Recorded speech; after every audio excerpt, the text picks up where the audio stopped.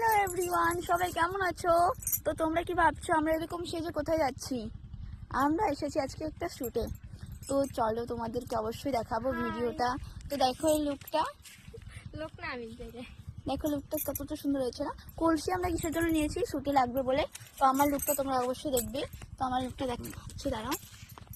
High, তো কেমন লাগছে আমাকে বলো। গ্রামের মেয়ে আমি, বুঝতে পেরেছো তোমরা?